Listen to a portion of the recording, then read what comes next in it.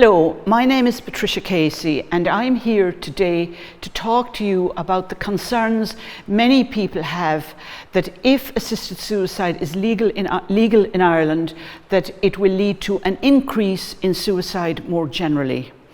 I'm a consultant psychiatrist, I'm Professor Emeritus of Psychiatry, and my working life has been spent trying to reduce the risk of suicide and trying to prevent people from dying by suicide. There is a famous jurist in the United States called Richard Posner, and Richard Posner suggests that assisted suicide does not elevate the suicide rate more generally. He says that it may also prevent, having assisted suicide available may help prevent those who are contemplating suicide in the context of a terminal illness from doing so, because they know that when they want it, it's available. So in other words, he's saying it postpones suicide, or it may postpone suicide in those who would otherwise have died earlier by suicide, and he considers that a good thing. Now, two people called Jones and Patton have examined this question as to whether the availability of assisted suicide does in fact increase suicide more generally. And they published a study in 2015 in the Southern Medical Journal. And they looked at the suicide rates in Oregon and Washington. They're the two states that at that point had legalized assisted suicide.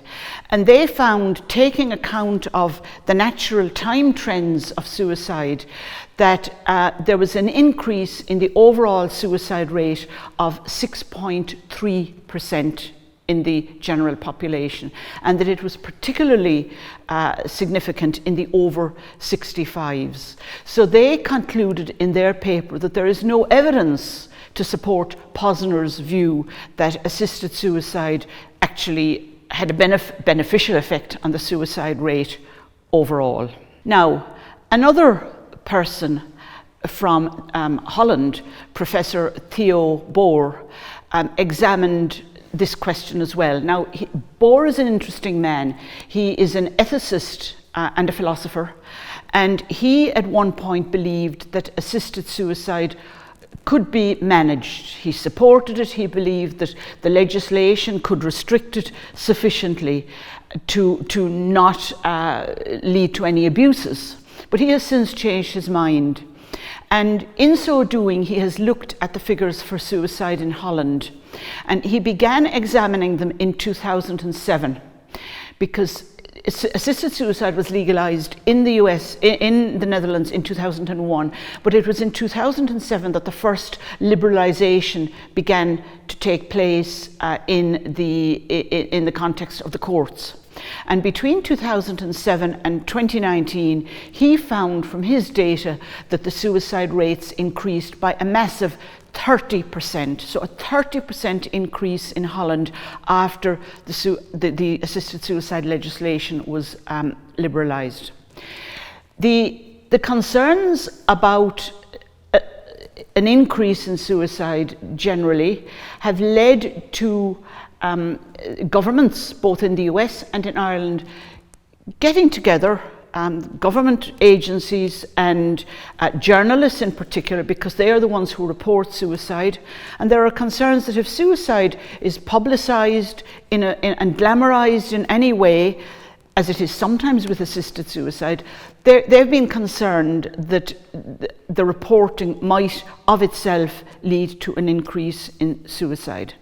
So in the United States, the World Health Organization, the National Institute of Mental Health, and the Center for Disease Control and Prevention got together a number of years ago and laid down strict guidelines for journalists in how they should report suicide.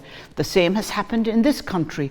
For several years now, we have very strict guidelines on how suicide should be reported, and they were developed by the Department of Health in conjunction with the College of Psychiatrists and with suicide prevention agencies such as the National Suicide Prevention Agency. And again, concern that how suicide is reported and publicised may have a greater effect on the the public's perception of suicide and may lead to an increase in suicide rate in this country. The impact of that has actually been quite good. Journalists have by and large stuck to the rules, and because of that and because of advertising, the treatments that are available for people who are suicidal has actually resulted in a reduction in suicide across Europe, and particularly among the European countries, Ireland as well. A person in the US who has been very concerned in recent years about the move towards legalizing suicide and legislating for assisted suicide in more and more states in the US has been a psychiatrist called Mark Comran. And he has really been tremendous in leading the campaign against assisted suicide, particularly for psychiatric conditions. And he has shown, and he has shown convincingly that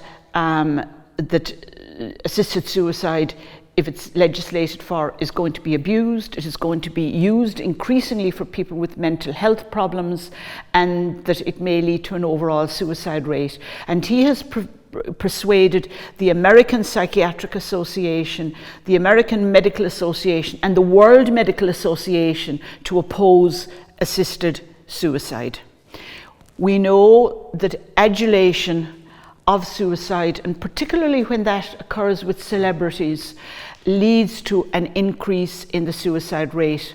And there was a very famous case in Hong Kong about 10 years ago that has been written about by a man called Paul Yip, and Paul Yip is a psychologist who publishes in this area.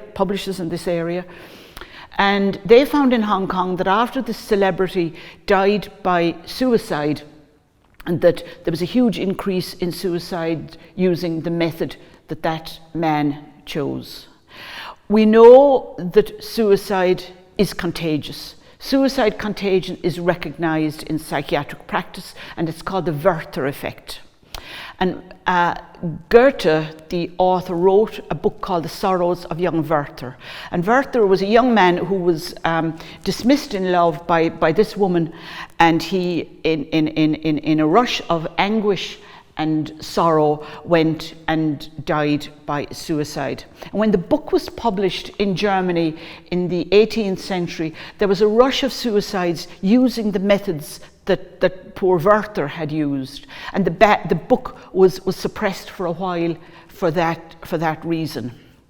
We also know that the opposite is the case, that when people are suffering and in mental anguish, but when they talk about how they deal with that, it has the opposite effect, that people who were thinking of ending their lives, and when they can see a way through it, will actually be encouraged to continue and manage their emotions, their sadness, and the impulses that they have to harm themselves. And that's called the Papageno effect.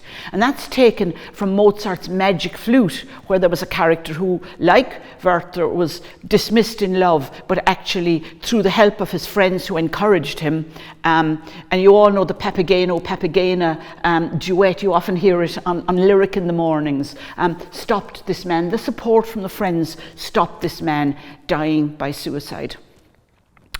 We also know that more recently in Ireland, and indeed in Wales, there were some very highly publicised suicide clusters in the same towns and in the same schools. And studies have shown that can happen because one person in a social network can have a huge influence.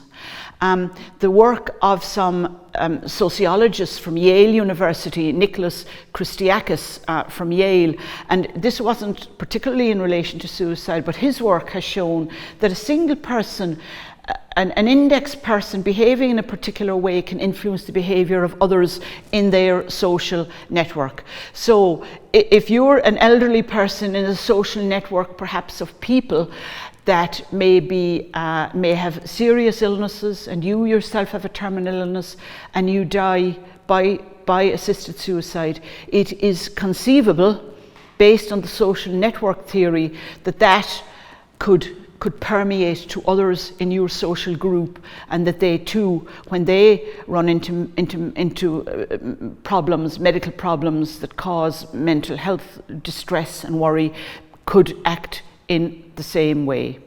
So the decision to end one's life isn't necessarily a private one. It may be, but it may be one that has come about through the impact that others have had on you.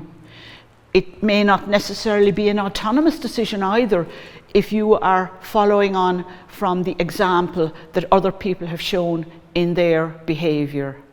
So this view that's promulgated that these are private, autonomous decisions of people is one that is really open to serious question and examination. We should also, of course, not forget that suicide is linked to mental illness. Yet the possibility of people requesting suicide, maybe when they have a serious illness but are also clinically depressed, and depression is a treatable condition, that they may be offered assisted suicide and may accept it because in their depressed state they don't see any way out. But in the debates in this country and in the legislation, this has not even been mentioned nor considered in respect of the proposed law.